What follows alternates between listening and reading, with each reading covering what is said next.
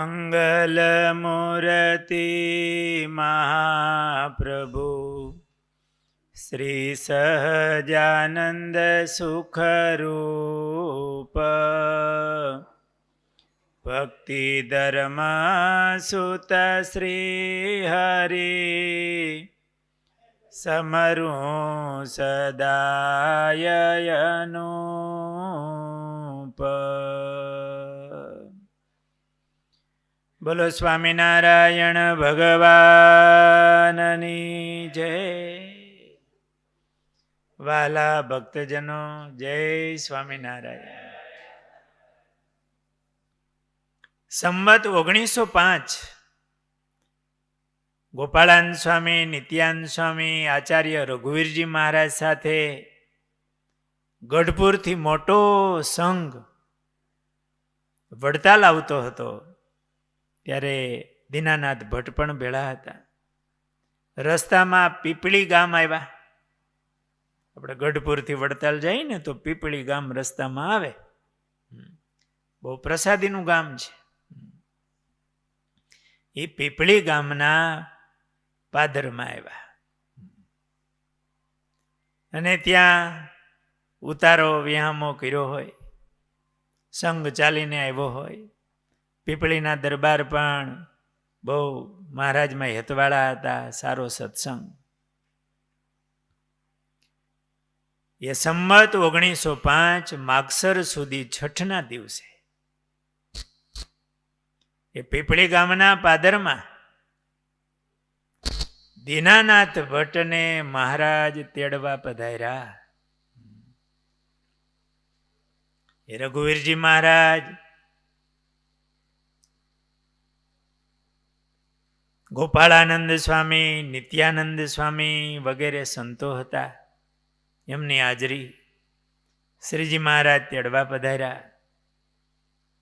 અને દીનાનાથ ભટ્ટ આ ભૌતિક શરીરનો ત્યાગ કરી અને મહારાજની સેવા માટે અક્ષરધામમાં પધાર્યા. જુઓ, એમની ત્યારે 83 વર્ષની ઉંમર હોય. 1905 એટલે 83 વર્ષની ઉંમરે પણ સંતોની ભેળા છે અને સંઘમાં ભેળા. આટલા મોટા વિદ્વાન, આવા ભક્ત, એને કેવો મહિમા હશે. ત્યારે વિચરણ થાય ને. 83 વર્ષની ઉંમરે ગઢપુરથી વડતાલ જતા હતા. ભગવાન સ્વામિનારાયણને વિશે અમને અપાર પ્રીતિ.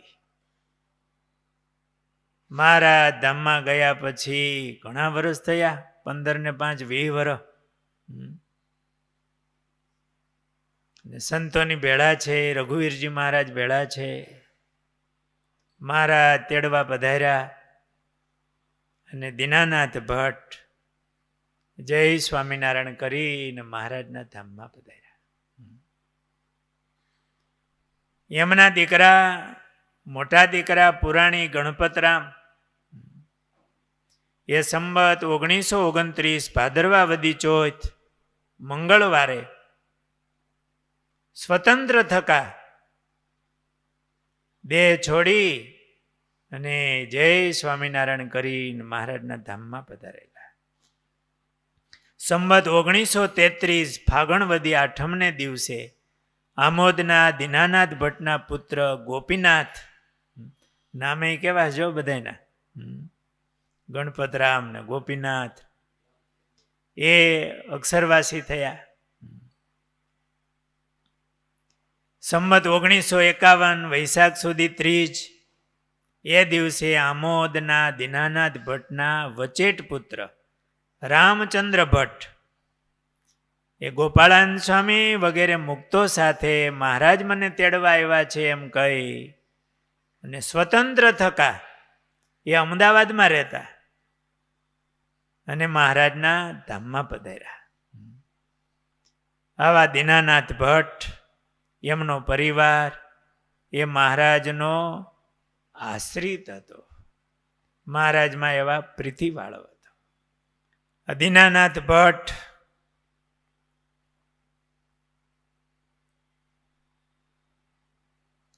એમનો એક પ્રસંગ હરિચરિત્ર ચિંતામણીમાં આવે છે. એકવાર મહારાજ વડતાલમાં બિરાજતા હતા. દીનાનાથ ભટ્ટ એ શતાનંદ સ્વામી સત્સંગ જીવન ગ્રંથની રચના કરતા હોય, ભેગા નિત્યાનંદ સ્વામી હોય, આ દીનાનાથ ભટ્ટ, એમાં સત્સંગી જીવનમાં સાંખ્ય યોગ ને જ્ઞાનનું પ્રકરણ ને વાત આવી. એ પ્રત પાછી દીનાનાથ ભટ્ટ પણ જોતા હોય કે આમાં કાંઈ સંસ્કૃત રીતે ભૂલ રહી જતી નથી ને વગેરે. પોતે મહાન પંડિત ને વિદ્વાન. આપણે પૂર્વે એમની ઘણી વાતો કરી કે ભાગવતજીના 18,000 શ્લોક કંઠસ્થ, બહુ વિદ્વાન હતા. એટલે જ્ઞાનનો ઉપદેશ લખતા પોતાને થોડીક શંકાઓ થઈ. એટલે પોતે નિત્યાનંદ સ્વામી પાસે ગયા પાના લઈને અને પૂછ્યું કે સ્વામી આ સમજાતું નથી. એટલે નિત્યાનંદ સ્વામીએ કીધું, નિત્યાનંદ સ્વામીએ લખેલું પ્રકરણ વાંચી જોયું. જે નિત્યાનંદ સ્વામીએ કહ્યું કે મને પણ અર્થ બરોબર ધ્યાનમાં આવ્યો નહીં. એટલે ભટ્ટજીને કીધું ચાલો આપણે મહારાજ પાસે જઈને પૂછીએ. મહારાજે જે વાત કરી હોય એ લખી હોય સતાનંદ સ્વામીએ કે આપણે મહારાજ પાસે જઈને આ પૂછીએ. એટલે ભટ્ટજી કહે જે મહારાજ જાણે છે તે તો આપણે જાણીએ છીએ. એટલે કહેવાનું મહારાજ એટલું બધું ક્યાં ભણેલા છે એમ. એટલું તો આપણે જાણીએ છીએ એમ કે તમે વિદ્વાન છો, હું વિદ્વાન છું, પણ આટલું બરોબર આમ ફિટ નથી બેસતું. આ નિત્યાનંદ સ્વામી કે આપણે મહારાજ પાસે જઈને પૂછીએ. એટલે ભટ્ટજી એવું કીધું કે મહારાજની નજરમાં નહીં આવે, આ ગહન છે. નિત્યાનંદ સ્વામીએ કીધું અરે ભટ્ટજી, એ મહારાજ તો સર્વે વેદાંગ, એટલે વેદના અંગો કહેવાય, આ બધું ષટ દર્શન કહેવાય ને, અને ઉપનિષદ એ બધાને જાણે છે મહારાજ. અને જેના શ્વાસમાંથી વેદો નીકળ્યા છે ને એ પરમ પિતા પરમેશ્વર એ પોતે છે. ચાલો ત્યાં પૂછીએ. એટલે નિત્યાનંદ સ્વામીએ ભટ્ટજીને ભેળા લીધા, મહારાજ પાસે આવ્યા અને મહારાજને વાત કરી.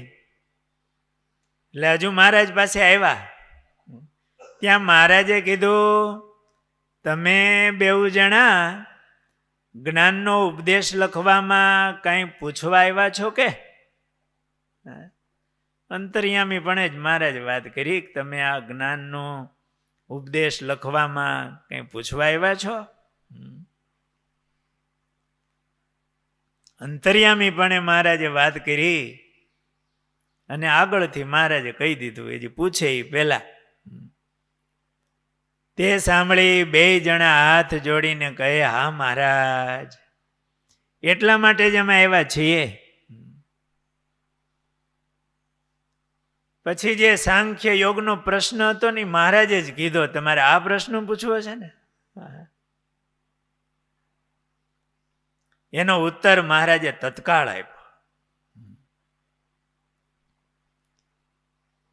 એટલે બે જણા, એટલે એ તો વિદ્વાન હતા ને દીનાનાથ ભટ્ટ, અને મહારાજે એને આમ સમજાતું નહોતું, એ મહારાજે એવો ઉત્તર આપ્યો. એટલે મહારાજને હાથ જોડીને પગે લાગી અને પછી ઉઠ્યા અને પોતાના મુકામ પર ગયા જ્યાં લખતા હતા ત્યાં. એટલે નિત્યાનંદ સ્વામીએ ભટ્ટજીને કીધું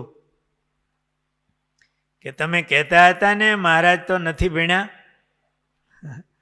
ને વાતે સાચી, મહારાજ ક્યાં ભણવા ગયા કયો? છતાંય કોઈ વચનામૃત આમ તટસ્થ ભાવથી વાંચે ને તો મહારાજે શાસ્ત્રના રીતે એના ભલભલા વિદ્વાનોને ઉકેલ ન મળે એ જવાબ મહારાજે વચનામૃતમાં આપ્યા છે. એનો સાર કરીને મહારાજે આપ્યો છે.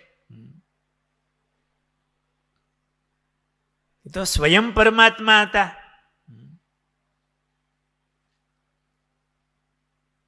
ભટજી કહે, સ્વામી હું હજુ તમારા જેટલો મહારાજનો મહિમા જાણતો નથી, તેથી દિવ્ય ભાવ રહેતો નથી ને વખતો વખત મનુષ્ય ભાવ આવી જાય છે. તેથી મહારાજ નથી ભણ્યા એમ મારાથી બોલાઈ ગયું હતું. પણ મહારાજ તો બધું એ જાણતા દિશે છે. આગળ બધા તર્કો દીનાનાથ ભટ્ટને આવતા, પછી તો એમને એવો નિશ્ચય થયો અને મહારાજનું સ્તોત્ર પણ એવું બનાવ્યું છે, ભવસમ ભવ ભીતિ ભેદનમ. એ અષ્ટક એમનો ભાવ આપણે આગળની કથામાં લેશું. પણ દીનાનાથ ભટ્ટ એવા વિદ્વાન, ભેળા ગોપાળાનંદ સ્વામી, આ નિત્યાનંદ સ્વામી. નિત્યાનંદ સ્વામીને તો મહારાજનો કેવો નિશ્ચય, સત્સંગી જીવનમાં મહારાજને કેવા લખવા એના માટેનો તો બહુ મોટો જબરો પ્રસંગ છે. એ મહારાજનું પણ માને નહીં આ બાબતમાં કે મહારાજ તો મહારાજ. અને પછી નિત્યાનંદ સ્વામી ઉપર મહારાજ રાજી પણ એવા થયા. ઓહો, કેવા નિત્યાનંદ સ્વામી પણ એવા પંડિત હતા. દીનમણી શર્મા, જગતજીત પંડિત, અને એમને મહારાજની ઓળખાણ થઈ ગઈ. એકવાર કથા વાંચતા હતા રંગત પાઠ ઉપર બેસીને દાદાના દરબારમાં. કથા પૂરી થઈ ને પછી મહારાજ કથા વાર્તા કરતા હતા, એમાં મહારાજ શ્લોક બોલ્યા અને આ નિત્યાનંદ સ્વામી ધ્રુસકું મૂકીને રડી પડ્યા કે શરીર હાથમાં ન રહે એમ રડવા માંડ્યા. જલ્દી પાણી મંગાવ્યું, મહારાજે માથે હાથ ફેરવો, વાહમાં હાથ ફેરવો, પાણી પાયું, છાના રાખે પણ છાના ન રહે. મહારાજે જળપાન કરાવ્યું. કેમ સ્વામી, શું થયું? અરે મહારાજ, મારી બુદ્ધિ પાછી લો ને કામ અને બીજો ઘાટ ન થાય એવી કૃપા કરો. પણ શું થયું સ્વામી? મહારાજ તમે શ્લોક બોલ્યા એમાં ઉચ્ચારમાં મને એમ થયું કે આ દીર્ઘ છે અને મહારાજ રસ્વ બોલ્યા. એમાં તો હું ખોટું મનમાં થયું કે આ દીર્ઘ છે ને મહારાજ રસ્વ બોલ્યા, એટલું જરાક ખોટું બોલાણું. અને બીજી જ ક્ષણે સ્વામીને એમ થયું કે એ બોલે એ જ સાચું.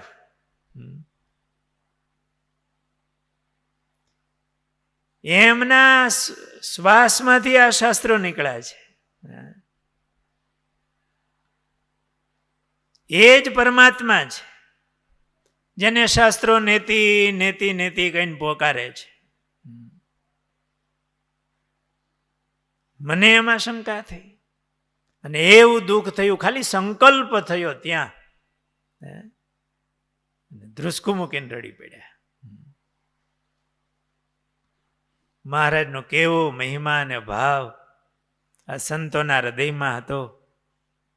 દીનાનાથ ભટ્ટ એવા વિદ્વાન હતા. એ પેલા અન્ય ઉપાસના કરતા હતા તો પ્રારંભમાં નિશ્ચય થવામાં થોડું કામ સંકલ્પ તો થાય, એ તો આપણા હૃદયમાં જોઈ તો ખબર પડે. આપણે દીનાનાથ ભટ્ટની વાત કરીએ છીએ. હા, એને તો બહુ વિદ્વાન હતા, એટલે આમ જરાક સંકલ્પ થાય ત્યાં જાણ્યામાં આવે. પણ ક્યારેક આવું થાય, છો મહારાજનો આમ ઐશ્વર્ય જુએ જાણે, ત્યારે એમ થાય કે હું સમજવામાં ભૂલો પડ્યો. મહારાજને શરણે થાય. પછી તો આ દીનાનાથ ભટ્ટ એવા મહારાજના આમ નિષ્ઠાવાન ભક્ત થયા કે જેમણે ભવસંભવ ભીતિ ભેદનમ અષ્ટકો લખ્યા, અને જીવનભર મહારાજ ધામમાં પધાર્યા પછી પણ 83 વર્ષની ઉંમરે એ સંતો ભેગા વિચરણ કરતા હોય અને મહારાજના ધામમાં પધારે. આવા દીનાનાથ ભટ્ટ મહારાજના બહુ એકાંતિક ભક્ત. નિષ્કુળાનંદ સ્વામીએ ભક્ત ચિંતામણીમાં એમનું નામ લખ્યું. એ દીનાનાથ ભટ્ટના, એ તો મહારાજના ચરણમાં વંદન કરતા, આપણે દીનાનાથ ભટ્ટના ચરણોમાં વંદન કરીએ કે મહારાજના એવા ભક્ત. મહારાજને એમણે ખૂબ રીઝવા, મહારાજને રાજી કર્યા. બસ એવી પ્રીતિ મહારાજમાં આપણને થાય એવી પ્રાર્થના સાથે વિરમું છું. સહજાનંદ સ્વામી મહારાજની